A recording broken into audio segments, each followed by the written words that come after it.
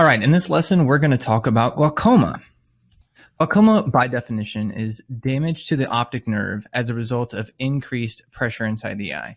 And we refer to this pressure as intraocular pressure, or IOP. In order to understand how that works, we have to take a few steps back and take a look at some anatomy of the eye. So here you see the cornea, the iris, the lens, and back here you've got your optic nerve. Now, the anatomy of the eye functions similarly to a kitchen sink. The iris has some cells back here called ciliary bodies. And what they do is they produce the fluid in the front portion of the eye called aqueous humor. And when we talk about flow in the eye, the aqueous humor comes down here and fills the front portion of the eye. Much like a sink, the ciliary bodies produce the fluid like the faucet. Much like the sink, there is a drain. In the eye, the drain is here at the corner of the iris and the cornea. What happens in glaucoma is that the drain becomes clogged, therefore overfilling. And the way that works in the eye is because the eye is a confined space, the fluid has nowhere to go, therefore the pressure in the eye goes up. The problem with glaucoma is that this pressure comes back and puts pressure directly on the optic nerve, causing damage to the optic nerve and therefore decreasing vision. Now that we have a better understanding of glaucoma, we're going to look at different types of glaucoma. There are two different types of chronic glaucoma, open angle and narrow angle. Let's draw your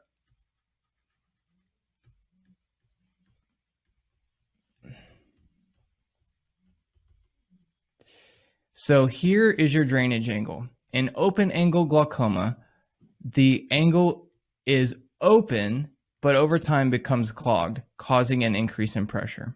With narrow angle glaucoma, you have a problem with the anatomical structure of the iris, where this opening is narrowed, also increasing pressure. The one that we worry about the most is acute angle closure glaucoma. Because of things like trauma or infection or inflammation, this becomes completely blocked. This in turn increases pressure in the eye. And the problem with this is it's actually a medical emergency. If we don't fix this problem quickly, the patient could lose vision long term. The last type that we look at is normal tension glaucoma, where the pressure inside the eye is actually normal, but the changes and damage to the optic nerve are consistent with other types of glaucoma. Now we're going to take a look at some assessment findings. Things that your patient will talk about are vision loss or vision changes. This is because there has been damage to the optic nerve. They may also complain of eye pain or headaches. This is because there's an increase in the intraocular pressure. Things that you'll see as your nurse are corneal changes like a hazy or cloudy cornea, or some scleral changes where the whites of the eye actually look bloodshot. So if you look at this picture over here, you see that here's the edge of the cornea, and this area in here is actually cloudy, and the eye is bloodshot. Now, the important thing to remember about bloodshot eyes are they're not an isolated symptom of glaucoma. They do not always equal glaucoma. If you have a patient that's complaining of vision loss, eye pain, headache, you notice some corneal changes and some scleral changes, you can suspect that glaucoma may be the culprit. The way that we will actually differentiate that is by using some diagnostic tools like tonometry. Tonometry is a fancy word for a measurement of the pressure.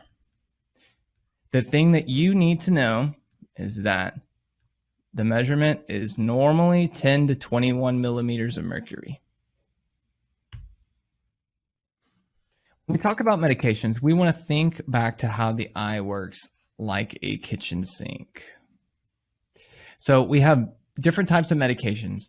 Some medications work to decrease the outflow, and we focus on unclogging the drain here. Now, other types of medications decrease fluid production. So this is like turning down the faucet. The reason we want to do this is because it decreases the amount of fluid in the eye and decreases that pressure. Now, the last type of medication there are some medications that do both. And what we want to do here is we can actually unclog the drain and turn down the faucet. So if you'll notice, there are some medication classes here and some medication examples. Just refer back to your resources here in this lesson so that you can get a better understanding of those. When we talk about nursing priorities, there are some situations we want to avoid. These are things like placing your patient in Trendelenburg, having your patient perform the Valsalva maneuver, or from bearing down like patients that have constipation. The reason that we want to do this is all of these things increase intracranial pressure. So pressure inside the head. What happens when you have an increase in intracranial pressure? This increases the intraocular pressure. So you just need to be mindful that when you have a patient that has glaucoma, and anytime you're intervening, you want to think about their eye pressure. For example, if you have a patient who couldn't be turned and they have to lay flat and they're constipated, that could actually be problematic for their glaucoma. When it comes to educating the patient, we have two main focuses. The first one is on medication, and the second one is on activities of daily living. Now, when it comes to medication, it's important for your patient to understand how to properly give themselves medication. More importantly is medication compliance. Non-compliance in patients with glaucoma equals worsening or uncontrolled glaucoma. So when you're educating your patients, make sure that they understand the importance of maintaining their medications. When we talk about activities of daily living, the biggest takeaway is safety. Your patient at any time could have limited vision loss or their vision could go. So you want to make sure that they have things like handbars in their house. You want to make sure they get rid of throw rugs. You want to have them keep their furniture where it's at because you don't want them to trip.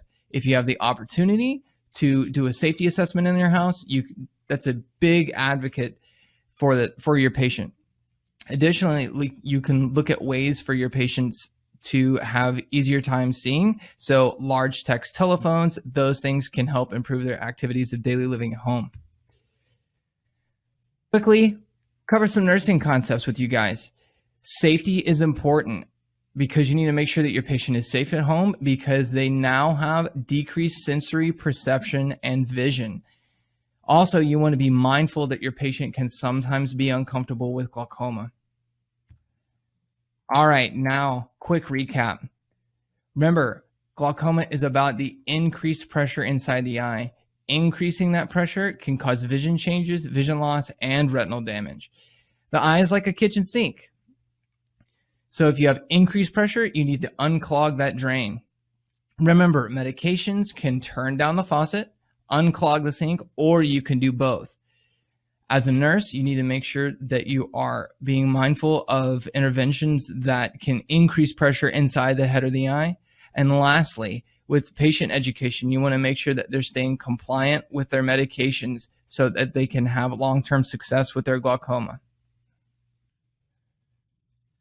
So that's it for glaucoma. And make sure you check out all the resources attached to this lesson. And as always, now go out and be your best self today. Happy nursing.